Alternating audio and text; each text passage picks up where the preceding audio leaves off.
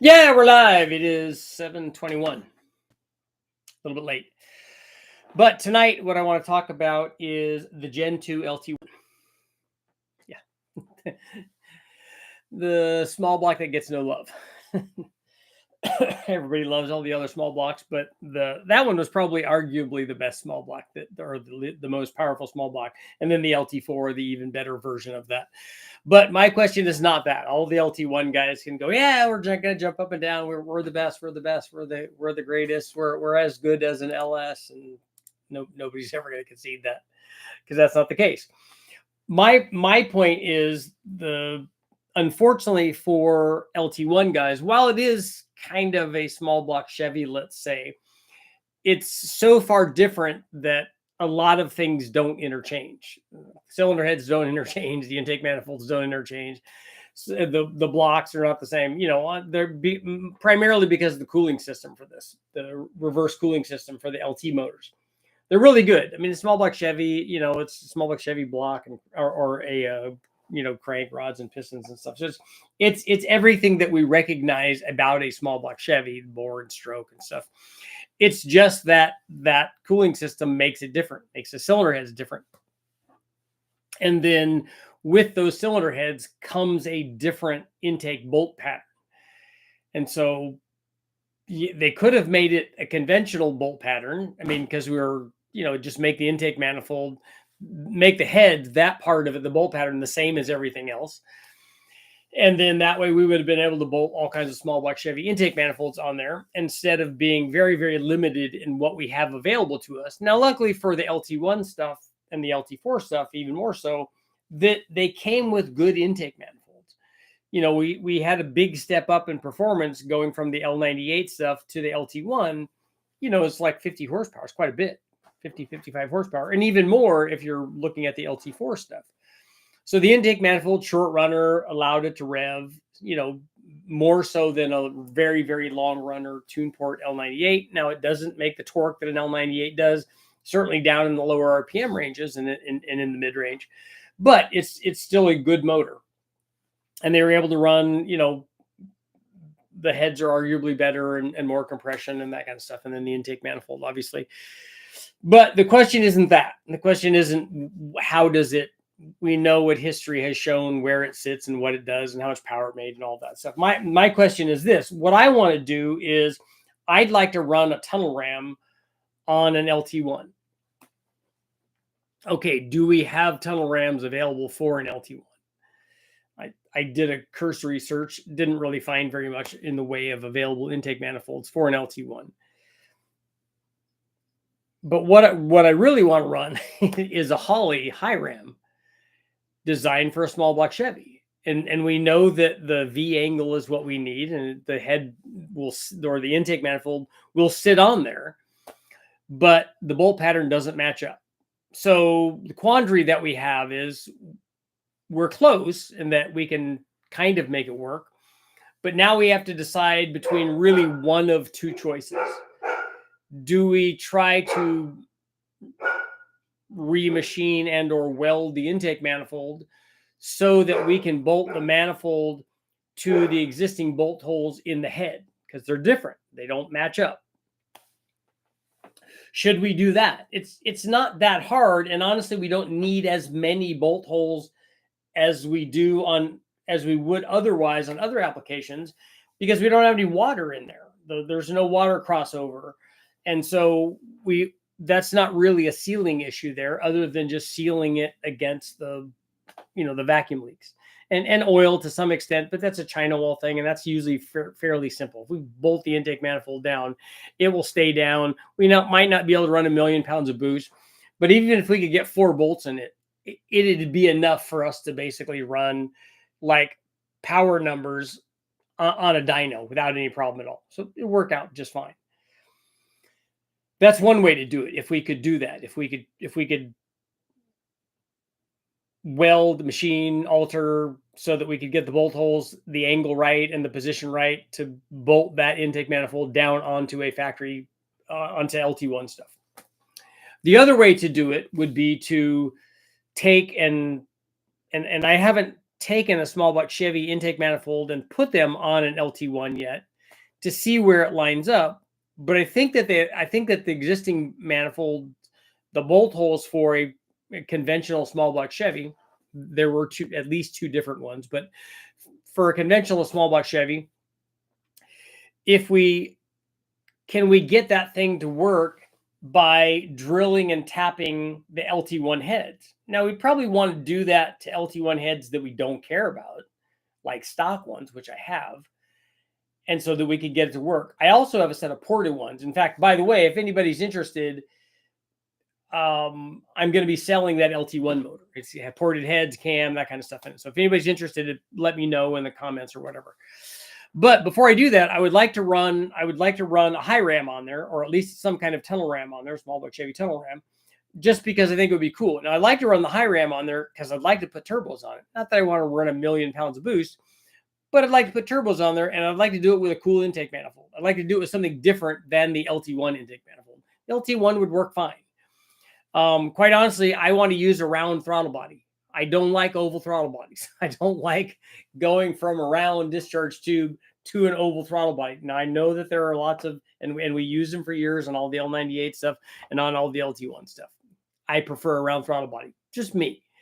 So I'd like to put a 90 or a 102 or a 105 on the high ram and either drill and tap the heads to accept that, or modify the manifold. And then when you're modifying the manifold, one or the other of the things is going to be irreparably changed. And so you have to decide which one of those do you want to do. So let me know in the comments. In fact, we'll put that up there as a poll.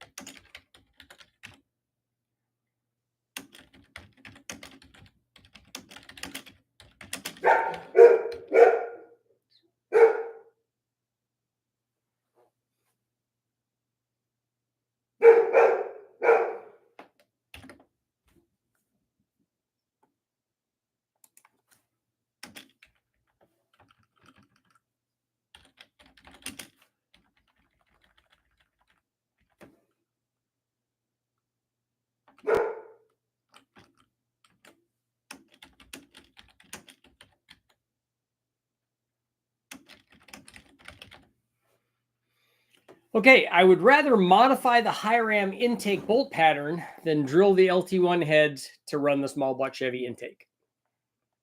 Let me know on the poll what you guys are thinking. So that's our choice. We either have to modify one or modify the other. With one of them, it's drilling and tapping if we do the heads, as long as it doesn't intersect with the other heads and create issues. I haven't lined that up yet. Or we have to re-drill and or weld the intake manifold like some sort of tunnel ram. I'm thinking high ram just because it's new and I'd like to try it. There are other tunnel rams that are available. The YN tunnel rams, the stealth ram, any of those kinds of intake manifolds. Which basically I'm trying to ask which one of those that you would rather do. Which one of those do you think makes the most sense? A lot of times we make these kinds of decisions. It's better to make the decision when I put all of those things together and go, oh yeah, that's because of this or this, it's not going to work. And this is like way easier. And sometimes it's a function of what tools do I have at my disposal right now? Do I have a drill press? I can't weld aluminum, so that's not something that I can do. I try to do as much as I can with milling and grinding or drilling holes or whatever I have to do, drilling and milling with that stuff as much as I can, and then get somebody else to do if it is necessary to do aluminum welding, get somebody to do that. Jason at JT Fab, get him to do a lot of stuff. So that can work out. Jimmy at richardholdnerperformance.com. Jimmy also can weld aluminum really good. So that's all possible. But let me know what you guys think. I'm kind of curious to see which direction you guys would go. And obviously, would you like to see a high ram on an LT1? It'd be cool just to see it on a small block Chevy. We know that that's cool. But I think it'd be just that little bit extra to do it on an LT1, and then obviously we would put, I have to run at least one turbo on there, one of our G42s or two of the 3584s. Not that we'd be wanting to run a ton of power with it, but two of them just is cooler, and I could run, if it is a high ram, then I can run that tick intercooler, the sandwiched one. It just makes life easier, So see what you guys got going on for tonight. Aaron, what's going on? Untrue. Jordan. It's just that it's incompatible with any other engine. Mark, what's going on? Mark, you and I need to get on a call about injectors for it. I'm thinking Hayabusa, but some kind of motorcycle thing, right? Actually, if you look at the LT1 engine and the intake gaskets between the old engine and the new engine line up perfectly, you just don't have any water ports and you have to seal up your distributor port. We did run I thought that the LT1 was at a different angle though. I remember we did run the Lingenfelter box ram on an LT1, and I thought it was for a small block Chevy because it had a distributor hole in it because we had to plug it. Basically, you're just going to use the outside 4 bolts and ignore the 2 center ones and plug off your distributor hole if you're using. We're not going to use an OptiSpark. I would rather use a distributor. If you use a standard HEI distributor in place of the OptiSpark, you need a melanized gear because it's a roller cam. Yeah, we would have a distributor that has a gear. If we did it at Westech, we would do it with an MSD distributor, a small cap, and not an HEI, because I don't know if the high ram is going to work with an HEI. We would do it with one that has a bronze gear, probably. Freeze plug in your distributor hole. Yeah, we won't do that because we won't do the OptiSpark. What about the Edelbrock ProFlow XT? Yeah, that's possible. Need an engine for my 39th anniversary Camaro that my ex-wife drove, overheating for months. Uh-oh. What motor is that? Or what year Camaro is that? Never saw any difference in the angle of the holes, but then again, I wasn't paying close attention other than laying my stock small block Chevy intake up against the LT1 stuff. Okay. Now, I mean, see, now that you say that, I remember when we did the LT1 long ago, we put that Lingenfelter intake manifold, the Excel one, and I think it was a small block Chevy one. I don't think it was LT1 based. Just need to know how to contact you about buying the engine. Which one are you talking about? Oh, about the LT1? Okay. If there's an angle difference, just make the little spacers that are angled to allow the bolts to go in. Yeah, I've seen those where they're slash cut basically. But I thought that those were maybe I'm getting the Vortec one and the small block or the LT1 mixed up.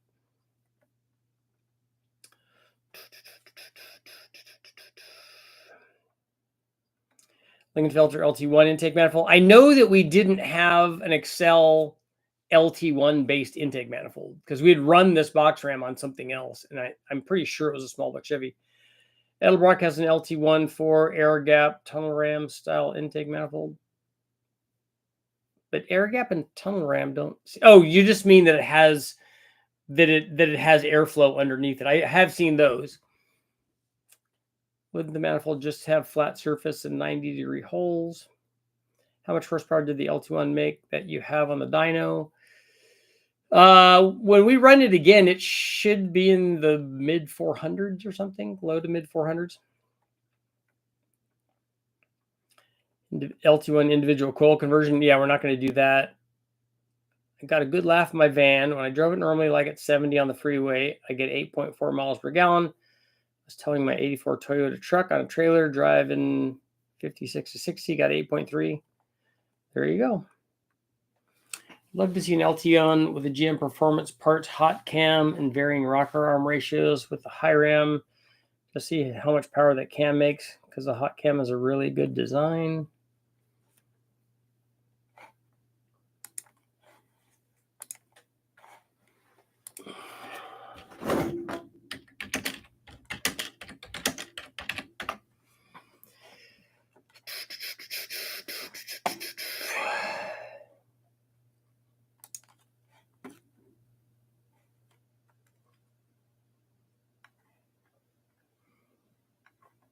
currently not available. But I want to see what the...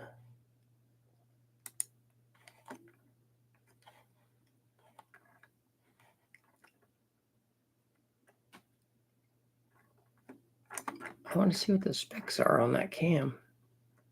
It's not telling me what the...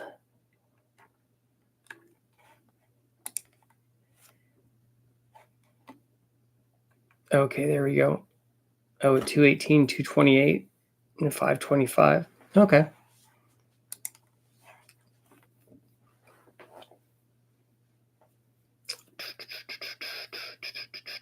Which motor makes more power, Vortec or the LT1? I've never run a completely stock Vortec. If you're talking about the L31, the conventional small block Chevy with Vortec heads on it, I've not run that. They also use the Vortec name on the LS based stuff too. I'm looking at a turbo cam from BTR, 210 at 50, 600 lift on a 113. Is it too small for a 6.2 LT with single turbo wanting 650 wheel horsepower? No, it's not, but I'm surprised that they have a turbo cam for a Gen 5 that's 210 at 50. He has one with 215 at 50, looking for peak at 6,200. The turbo is going to decide how much. You could do that with a stock camshaft, so the camshaft's not going to be a problem. I have an old Scorpion intake. That is old school, the Scorpion stuff. I would rather modify the higher M intake bolt pattern than drill the LT1 heads to run the small block Chevy. 78% are saying yes.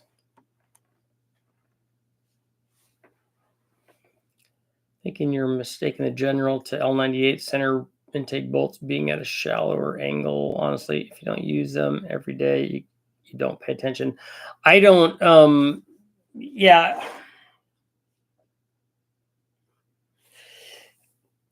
I mean, when we were doing the Excel Super RAM, which I haven't looked at for, I don't know when we did that tune board manifold test, but it could have been 20 years ago. It would have been a long time ago. So it might have been that intake bolt pattern that I'm thinking of, but I didn't think that was it. I'll look and see when that tune port test was. TBI shootout? Yes, it was in 2004. So that was 20 years ago.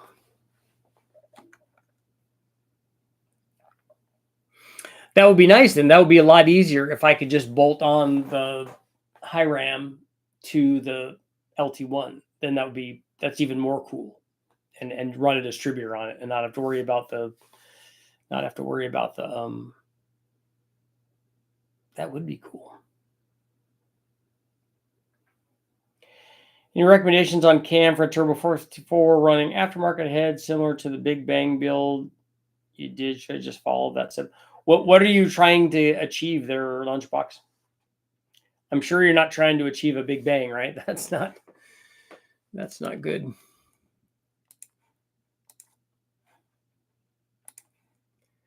I don't recommend those.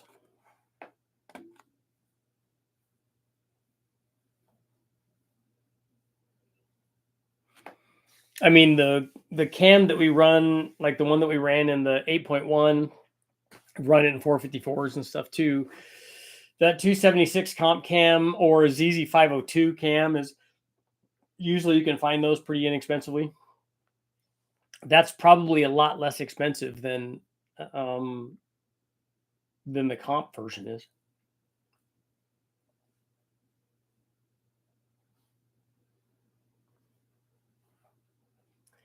The LT4 hot cam is supposed to be paired with 1.6 rockers. Does it say that in the specifications that we want you to run a 1.6 rocker so that you have more lift? Tick has a line of cams for the Gen 2 LT1s called the Hate Maker. That seemed interesting. Okay.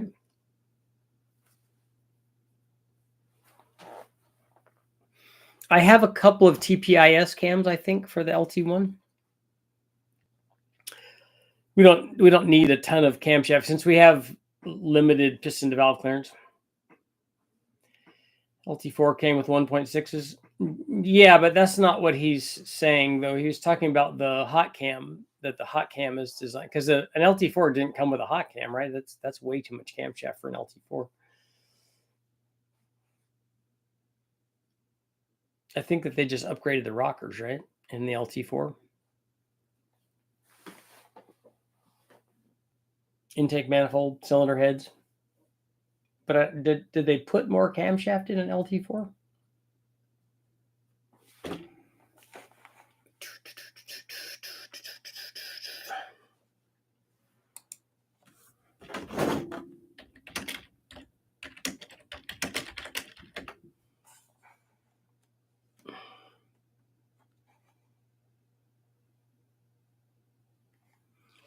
Yeah, that's not the one I want.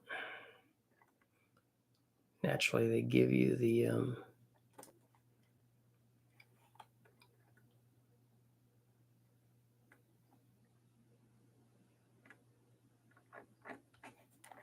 what year is that?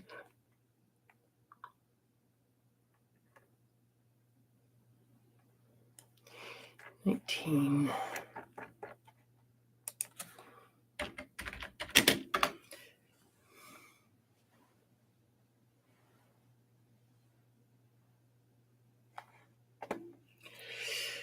$203,210.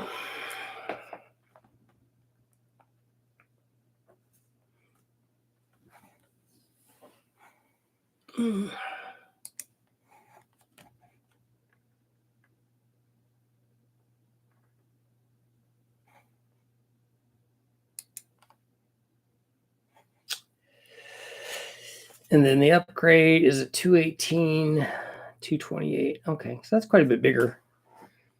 That's 15 on the intake and 18 on the exhaust. That's enough to make a significant difference in power.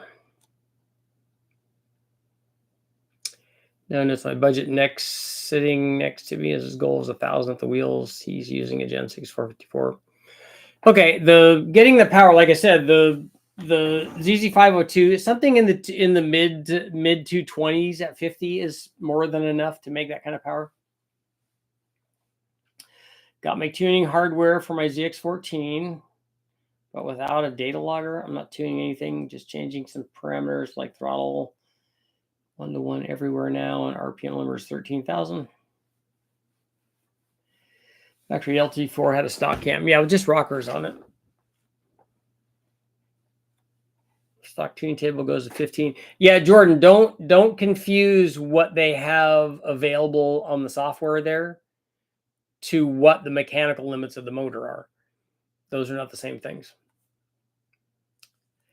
I laid an LT1 intake up because I was told that they would both directly go to a small block Gen 1 head, and I laid a stock small block Chevy gasket up to the intake, and it looked like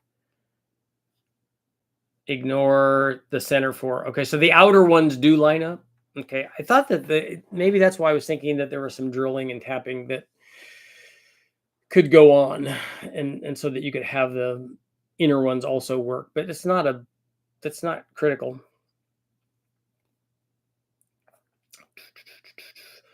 The LT4 is a raised runner, right? But not the LT1.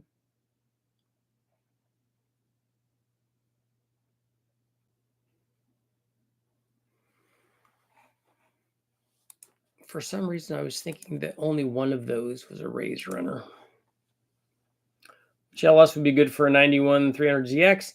Any of them, 48, 53, 60. Those are the ones you normally would find in a wrecking yard. Ideally, I would like an LS. I mean, an aluminum LS, but a 91ZX is not a super lightweight car anyway. But an aluminum one's always better. The LT4 had raised runners, yeah, which the hot cam is supposed to work better with, but it actually works with any L98, and you can make it work with a Gen 1 with a roller bearing and a cam button. Yeah, the camshaft is, there's no way to make a camshaft specific for raised runner cylinder heads. That's not a thing. That's not a possibility. Either the raised runners improved flow or they didn't, And if they did improve flow and they flow more, especially through the whole lift range, which would be nice, if they did, then they're adding their power irrespective of the camshaft. If the camshaft also makes more power and then they work together, that's fine. But the camshaft has no idea what raised runners are or not raised runners. It just knows, hey, look, I either have more flow or I have less flow, and I'll make power accordingly. Just getting some wiggle room. The stock limiter was 10,000 or 11,000. Zero room for shifting your red line. Interesting. It pulls hard past 12.5, but I don't plan on doing that much or ever. Do you know that it does that? I mean, do you have a dyno curve that shows you that you're just getting to the horsepower peak, or are you past the peak? And like its ability to rev past the horsepower peak, most motors will do that, and usually fairly handily too. Only the head port is raised. The intake port isn't raised, but the LT1 intake doesn't have enough material to cover the port on the head. Would I have to gap the rings for low boost? Yes. I recommend that you always gap the rings, because boost doesn't determine whether or not you need gap. Temperature does.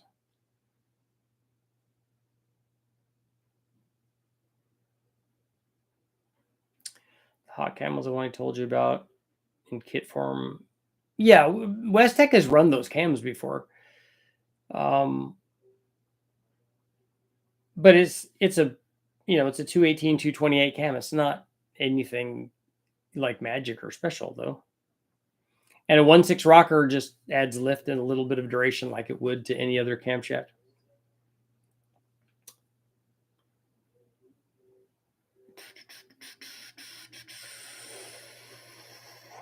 Smile without the roller rocker. Have you, Monza, have you ever run a test, like a chassis dyno test or anything, with the differences in just in the rocker ratio? Have you seen any tests where you've tried the power output before and after? Don't have easy access to an actual dyno. Just me going out for a ride. Yeah, a lot of times it's on a bike that's that fast. It's hard to tell the fall off because you have gear multiplication, and so it's hard to be that sensitive, particularly in lower gears. What's your experience with electric water pumps for LS swaps? My swap needs F-body accessories, but my Gen 4 block has VVT that I'd like to keep, but F-body pumps won't clear. I don't think I would recommend an electric water pump for a driver. I have a Turbo 4.3 that has 40 pounds of oil pressure at 2,000, which seems pretty good. My question is, it drops to 8 at warm. New high flow volume pump, new O-ring. What's your opinion? Okay to run.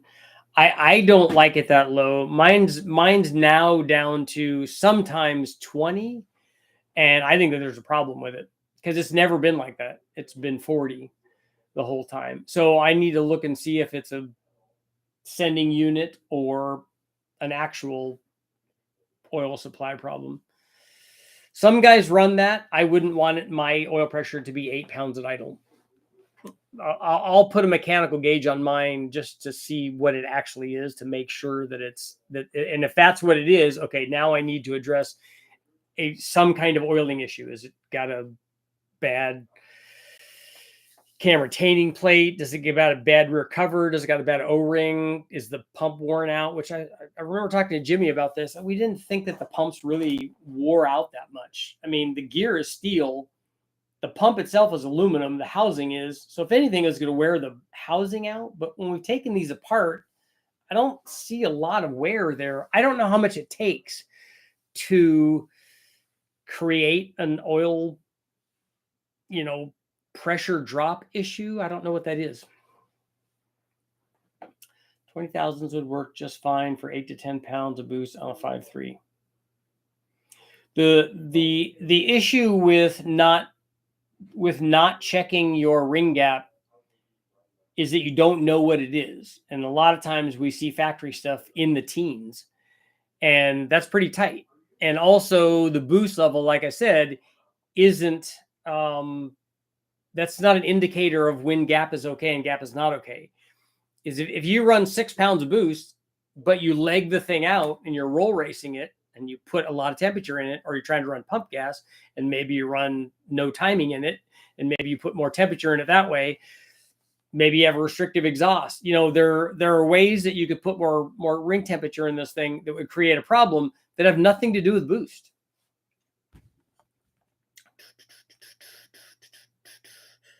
If I remember correctly, the LT4 had a cam that was aggressive enough that they could eliminate the EGR. I had an L98 block in my 71 Monte Carlo with 487 heads. It went to the LT4 hot cam. It worked so good. I started with QJets and then went to my Holly Street Dominator intake. Yeah, I mean, I know there's nothing special about it. I mean, I know we want cams to be mystery and magical and stuff, but a 228 cam does what a 228 cam does. That's what they do. And so if you put another camshaft in it that's like that, it's going to kind of do that. 12 PSI is safe for oil pressure in most lubrication systems. My concern with oil pressure is not the absolute number. Like I said, I've seen guys run very low idle oil pressure, and then if you give it any kind of throttle at all, it jumps up and does well, and it works, and they last a long time. My question is, and this is in the video that I did about the oil pressure situation, was that it changed. It was doing this, and now it's doing this. So I'm not as concerned. I mean, I don't like to see it that low, but I'm more concerned that it was one thing and now it's something else. So why was there a change? What made that change? I want to know what that is. That's why I do stuff on the dyno. Take this cam and I put this cam in and it did this and it made a change. Okay, good. I like that change. That's good. I don't care which one is which, and I don't, but there's a change and we want to see that. There's a change in oil pressure, and I want to know why. I want to know, do they wear out? Like I said, is it a sending unit? Is it a gauge cluster? Is it a bad pump? Is it an O-ring? Well, what is the situation? So then I can cure that and then go, oh, look, it's all okay now. Matt, what's going on?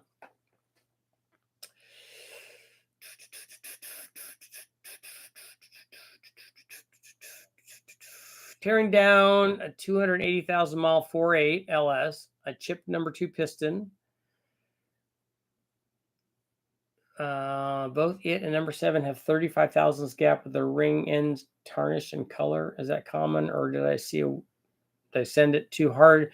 You're not really going to change the ring end gap unless you grenaded the cylinder somehow. You're not going to do that by racing it around. That's not going to be a problem.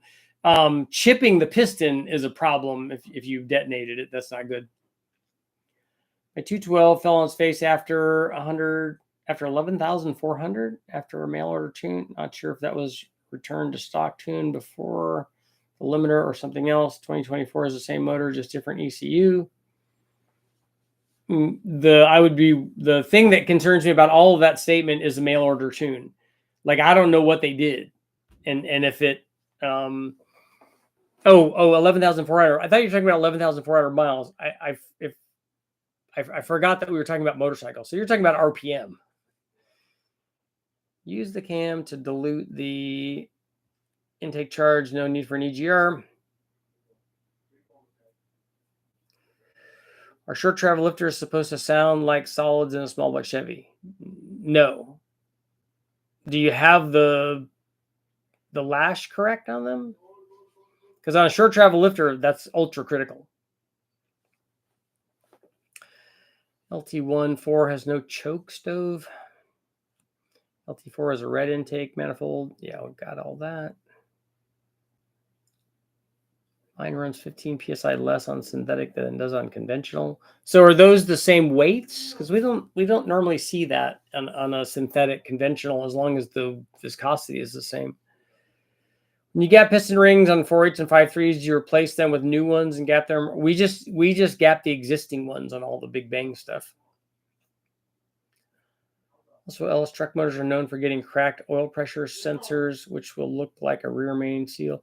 Mine is definitely leaking in the back. You can regap the stock rings. What cam would you suggest for Turbo 5.3? I'm pretty sure you covered this already. The I would get one of our low buck truck camshafts at richardholdnerperformance.com, Truck Norris, Chupacabra. And I like smaller cams for turbo applications, and inexpensive smaller cams are just like icing on the cake. 71 Monte Carlo, stock 350 L98.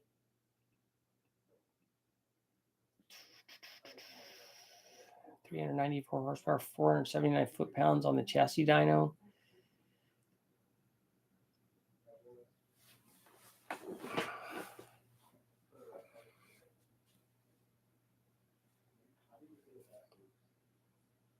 How are you making?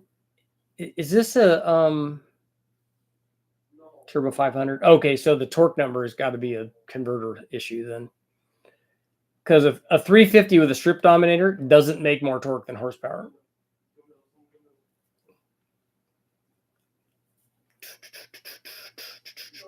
Same weight, but synthetic is thinner for whatever reason, and slicker, less resistance. Okay. Like I said, I've done lots of conventional synthetic oil pressure tests. LS motor question: recent 6-liter with direct injection.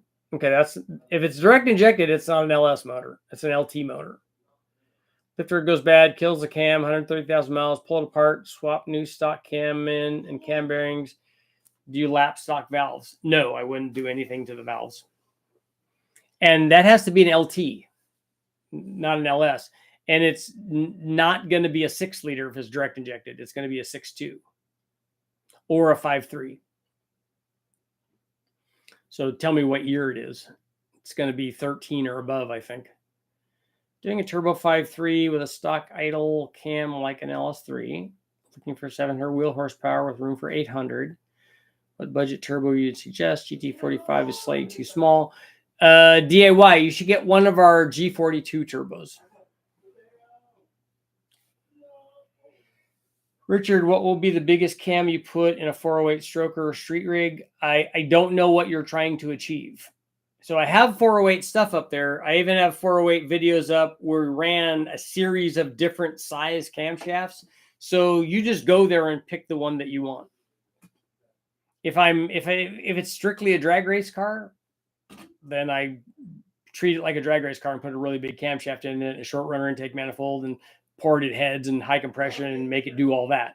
If it's not that, then you're in compromise world, and the compromise world is going to be subjective. You got to decide, hey, I got a 408. Do I want, how much idle quality do I want? Do I want stock converterage and all that stuff? Last time a quarter turn from 0, then relashed them to 3/8 of a turn. It's Denali GMC Suburban motor. It definitely is a 6.2 then. When you reuse LS head bolts for the dyno, do you follow the factory instructions? Yes, we don't normally,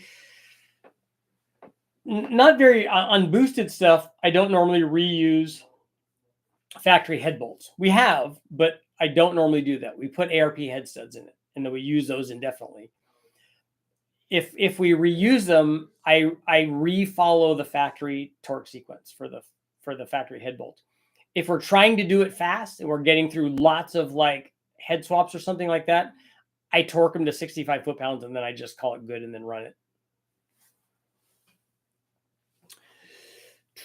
I need to find someone in Michigan to do a DOD delete. The reason I went with the LT4 hot cam was because you could buy it for $180. That's a really good reason. I mean, it is a performance cam, and it is, if you could buy it that cheap, that's good. And then I went through a company that sold basically reclaimed hydraulic roller lifters from torn down engines. That's good. I've got a bunch of used engines, or not used engines. I've got a bunch of used lifters that we've pulled out of these various junkyard motors. And I like to save them, even though they're junkyard lifters, but I'm almost certain they're still good. And that's why. Because almost all of the ones that I've kept together and ran, they've worked with very few exceptions.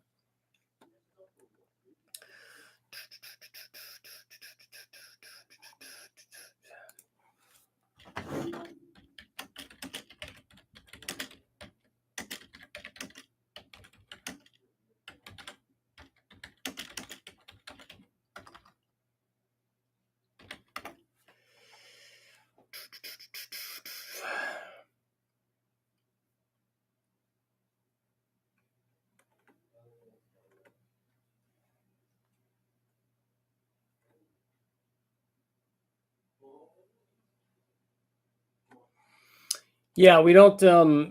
Like I said, we've reused them a bunch, and as long as you retorque them, they're fine. The way that we do it, and I've never broke one, but I would be you should be able to feel them stretch before you break them.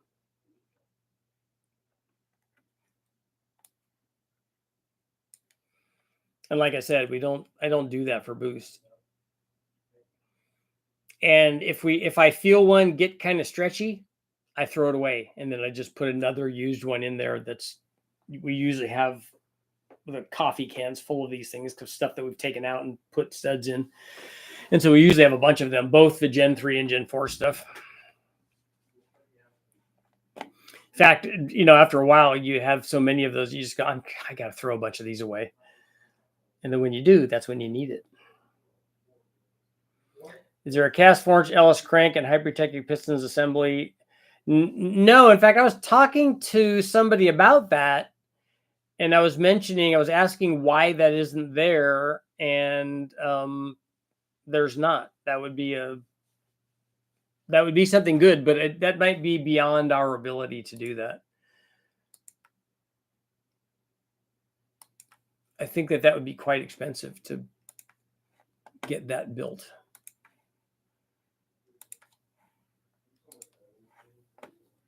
Although you'd think, because they already have a steel one, that a cast one wouldn't be that super difficult.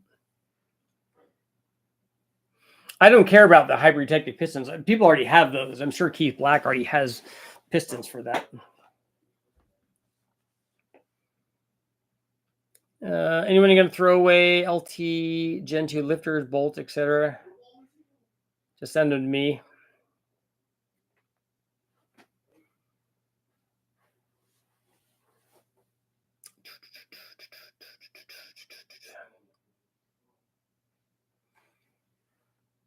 I'll go ahead and put my email down if somebody thinks that they might be interested in an LT1 after we're done with it. In fact, I'm going to be putting together a few of the motors that I have in my storage, and like I'm going to put the Slant 6 back together, the Cadillac back together, just so that they're running and working. And I'm not going to run a turbo on the Cadillac again. I probably will run low boost on the Slant 6, and then after that's done, I'm going to sell that too. I'll take one for the El Camino. When I worked at Capital Chevrolet 100 years ago, the hot cam was approaching L79 status in the dealership part sales. That's a lot. That's a tall order. You can take out 71 Monte Carlo with Street Dominator, tall version of my converter. Best tips for NOS 4.6. I think you're going to have a really hard time on a 4.6. If is this a 4.6 2 valve? Even if it's a 4 valve, a 300 shot on a 4 valve is going to be a lot. I trust use factory lifters with miles more than the cheap China lifters. Yeah, there are some out there that are problematic. I haven't had a factory one fail, and like I said, it's not because we haven't been trying. We've been thrashing on these ones that we have in the L33, and they've been working great. Haven't got heads yet. Probably going to 2 valve since it's cheaper. Yeah, you're going to have hard pressed to get 300 shot working on a motor, on a 2 valve motor.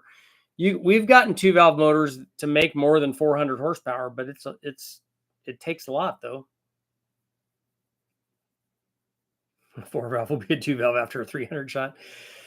Yeah, a 4 valve, at least I think you might be able to sneak up on that, because we've done 500 horsepower 4 valve stuff because they got good cylinder heads. It's a lot easier to do. And then that way you can add a pretty big percentage of the nitrous with it. But a 300 shot on a 300 horsepower motor, that's going to be hard to do. Ported stock L86 intake versus Trinity tall truck intake worth $1,000. I don't know what anybody gets out of porting an L86 intake manifold. I think an L86 manifold for a truck thing is actually pretty good. A Trinity is still going to lose power down low compared to an L86, I'm pretty sure. Random questions. Can cylinder heads fit an early model small block 350 or LT heads? No, they will physically bolt on, but they won't work because the water passages are all wrong. Also, would the full rotating assembly fit in an early 350 block? I think that, I can't swear to that, but I think that all of that stuff is the same.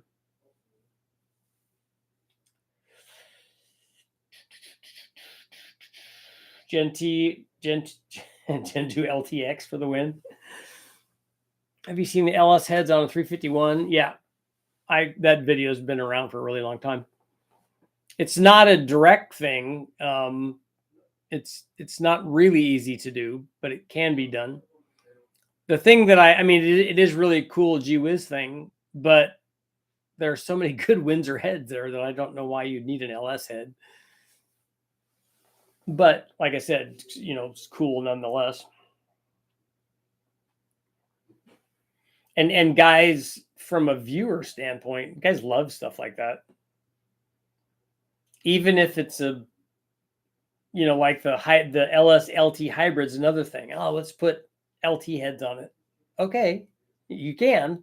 So again, not like there's any shortage of really, really powerful, high flowing LS heads to put on your LS, where the vast majority of people don't even have motors that could take advantage of what a ported set of Airflow Research, Brian Tooley Racing, Texas Speed, whoever heads you're putting on there, you don't have enough engine to take advantage of what's there anyway. And so the need to swap LT heads on there, again, but people love to watch that stuff. TFS CNC 225 high ports. There you go. Have you done any dyno runs with the Summit Racing Pro LS turbo manifolds? I'm curious on the back pressure since it keeps the exhaust divided till the turbo inlet. Oh no, I haven't ever tried those divided ones. I don't know why you would do that on a V8, honestly. And if they're the manifolds I'm thinking of, I also don't like where those manifolds put the turbos relative to the valve cover and coil pack and all that stuff. On a turbo force induction, is a bigger throttle body really worth doing? No. Not on an LS. Even the smallest factory LS throttle body is more than big enough for 99% of the things that are out there. What kind of small block Ford would you choose based on price and street ability? I wouldn't choose it based on that description. People need to choose their own things. I'm an original owner, Ford Mustang owner, a 88 LX Fox Mustang. I bought the car in November of 87, and I'm putting an LS in it. So that's the Ford that I put in there.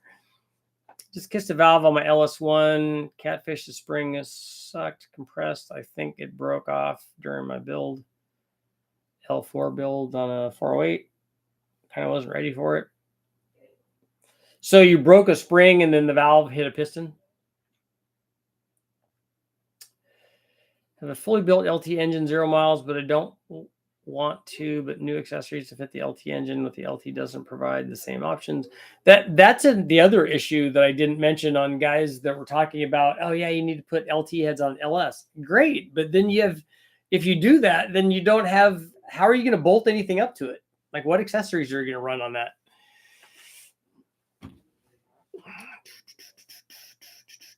A Fox body with a Coyote, that's a win. A Fox body with a AFR headed 351, that's a win.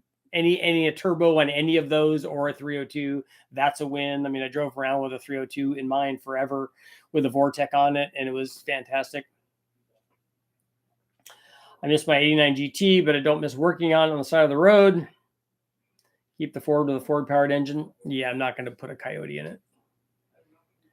On a turbo exhaust, if I had to shrink it from say 4 inches to 3 inches and back to 4 inches and squeezed by the frame rail, how bad does it hurt power? Well, it'll be really easy for you to figure out.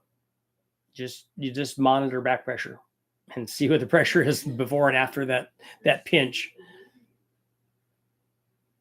I don't think that that's as bad as having the full exhaust after that pinch point be 3 inches, but it's still not great.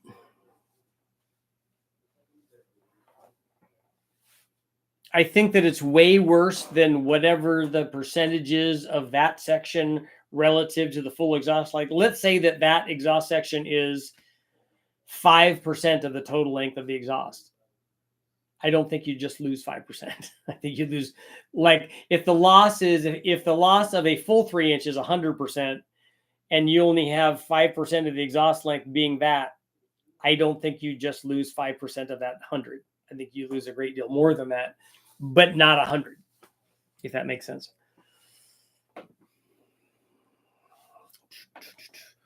So it looks like people are saying modify the high ram intake or just bolt in the outer 4 bolts. So we'll go ahead and end our poll there.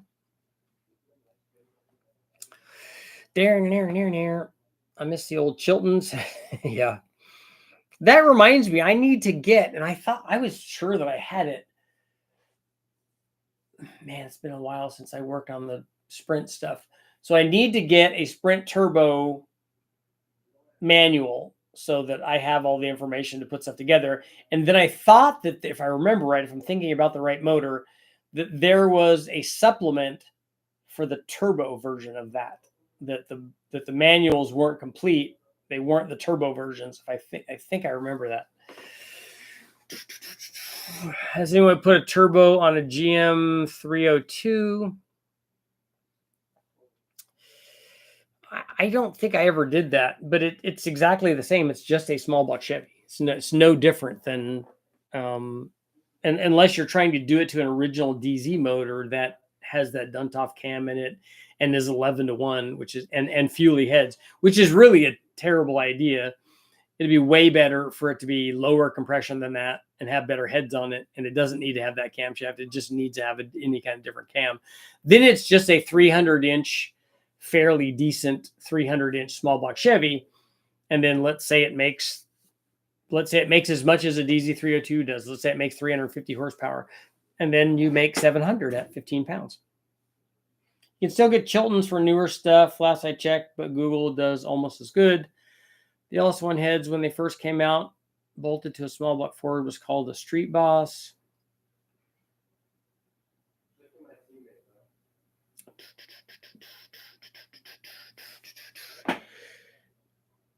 Yeah, I don't want to, Steven, or 7. I don't want to, 7 of 9.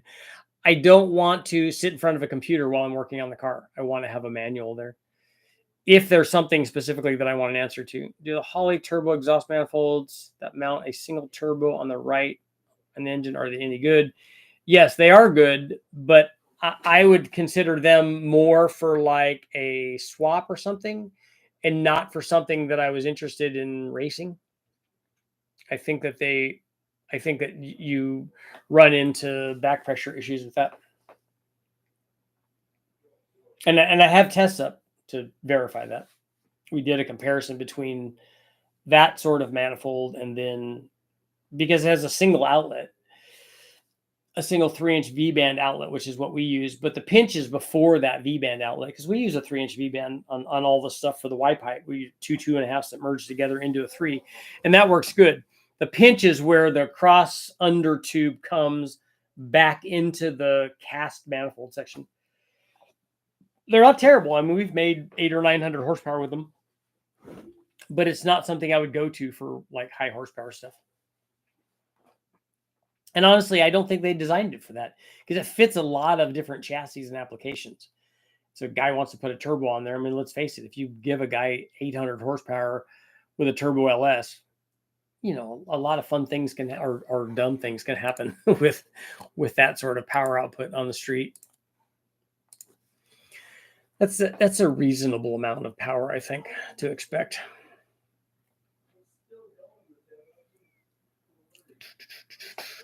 Steve Martin, father of the bride. That is good. Why are you not focusing? What's up? What's up? Come on. Silly camera. Agree with that. All of our manuals are online, so I rarely use them. Honestly, specs and certain fairing disassembly procedures are about all I need from them. That's fine. I'm working on a car that I haven't worked on for 20 years, so there may be things that I need. And not probably engine things, more likely transmission things.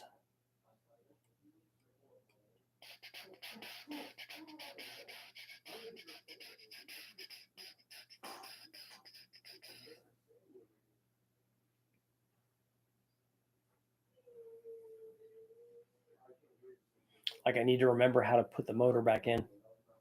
It's important. I think that the shifter was broke on this Sprint, where it attaches to where the shift rod and shifter attached to the floorboard of the tunnel. I think that was broke. I also found when I was taking the motor out and taking the axles out that one side didn't have an axle nut on it. So that's important to have. I mean, it wouldn't create an immediate problem because even at full droop and stuff, it didn't want to pull out, but still you want it to be, you'd want it to be right. Prestige, what's going on? Picked up a Monte Carlo 352 barrel and debating using my generic front-facing turbo GT2871. Torque specs are the only things I look up.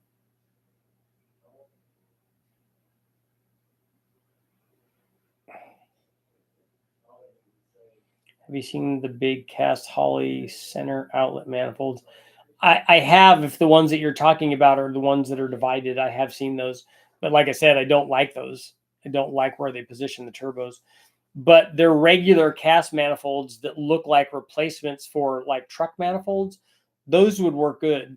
I just don't know when we reverse them if they would be any better positioned than the way that we're doing, because we don't have accessories on the engine dyno. So we're able to run a Y pipe. Jason from JT Fab did that. He did a Y pipe for me that we use on the dyno all the time that we attach to the stock exhaust manifolds. And it works good, but it's not going to fit in a chassis though. Guess he just got a Holley kit for his Ford 6-cylinder. Nice. I'll be putting it in later this week. Twins on the Monte Carlo using cheap eBay front-facing headers. That works. That's all good.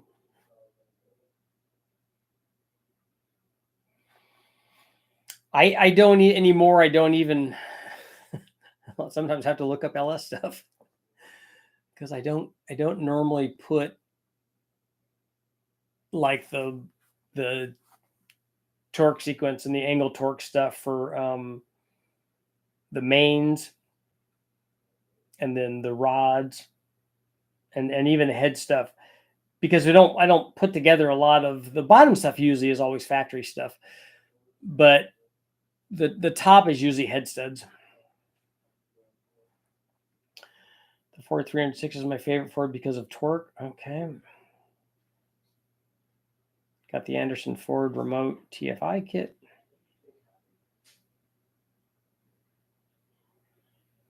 Probably have to run it in batch fire. Okay. For 700 wheel horsepower cast Holley manifold or tube shorties. The Holley manifold will work fine for that. My problem is whenever somebody gives me a power level for turbo stuff, I usually think of that as the starting point for the people because 700 wheel horsepower is a lot. It'd be a lot of fun. It'd be fun to play with and go out there and smash around, and you could get into a lot of trouble. But if you're doing that a lot and then you get used to that power,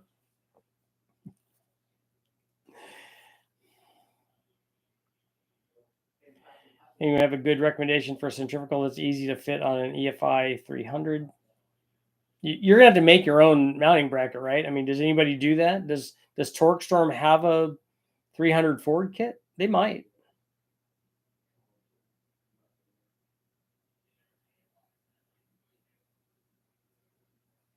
Kid that worked in his dad's tire shop was hot rodding his truck. That's not good. Also, good recommendation for long tubes for an EFI 300. I had a hard time. We went looking for that stuff, and it was hard to find those. 700 horsepower, a simple gateway to 1,000 horsepower for the street. It is, and it's with a turbo, especially if you have that left in reserve. It's hard not to, particularly if you go and race somebody and you lose by a little bit, or you go to the track and you run a 10:06. You're like, oh no, we're running nines. This thing's going nines. Yeah. Here's the 9-click. Here's a couple of 9-clicks. Yukon Denali 600 wheel horsepower probably be good. Yeah, and be mindful of whatever drivetrain you're going to need to make that, to handle that power. Might just throw a Vortec on it or similar. Where the smog pump goes, custom bracket should be easy enough. Yeah. Excuse me. I'd like to see you do some fab and explore LT1. Explore what with the LT1? I mean, from my standpoint, it's just a small block Chevy. So we can bolt a small block Chevy like damper on it and put a crank trigger on it if we want. I mean, all of that stuff is really the same. The game is rigged. Yeah, I have motors that I'm going to sell, but I'm not a motor builder. It'd be cool with 500 wheel horsepower on the 6-cylinder. It's got to go through a Borg transfer case. 500 wheel horsepower with that inline 6-cylinder is going to be a lot. Matt, I don't know if there is. That's a good question. I don't know if there still is a Silver State going on, but I told Bernie I want to go back out there. I want to go back out there though in like a, probably not something turbo, but but something that's not going to go 250 miles an hour. Not in something that you have to sit in the passenger seat and kick the rev limiter chip out with your toe. There may be a few smaller independent kit makers for a supercharged 300. There are a few for the 258 4-liter, but most are M90s. 500 wheel redlining below $6,000 will be crazy. Looking for an engine. What engine are you looking for? Not a Monster Miata. Yeah, that was. I don't think I'd want to do that again. I don't know that I have the reflexes anymore to do stuff like that. I expect to get to run around 5,500 with an RV cam. Are you going to put a really short runner intake manifold on it? How much is a Reman 5.3 with the DOD delete? I don't know. I'm going to have an aluminum 5.3 coming up here that will be available. It has all forged stuff in it that will be available as well. I want a centrifugal on the truck, and I'm going to do it. Okay. Built my daughter an Impala. Those are cool. I'm a big fan. We got one more minute. There. Put my email address down. Again.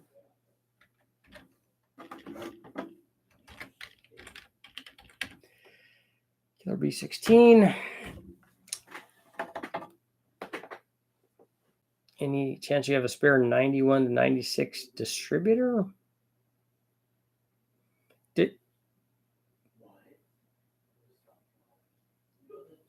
A 91 to 96 small block Chevy?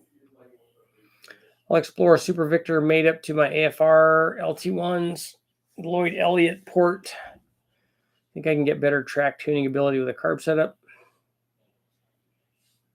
I'm going to keep the EFI intake manifold and just port it. I think, Prestige, you're going to have a really hard time getting this thing to make peak power at 5,800 RPM with that manifold and an RV cam in it.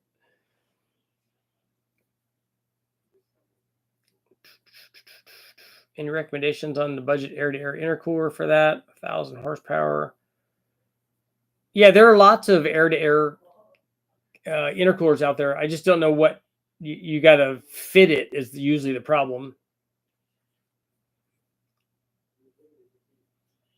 Twin EFI and twin. Well, it'll just be one EFI, but it'll have a. If it gets a high ram, it will have a single opening.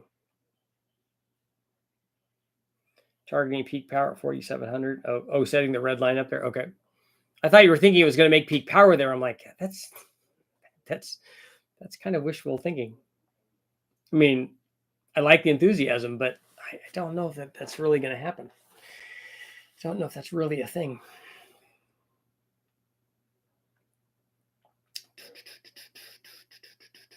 Yeah, Orion, I'm not going to run 2 throttle bodies and then have them, although I do have 2 of those, but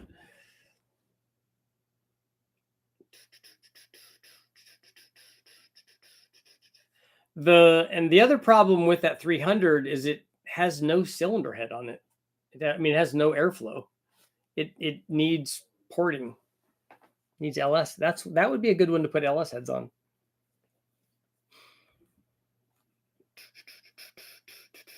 But on that note, I will see you guys all tomorrow. Tomorrow.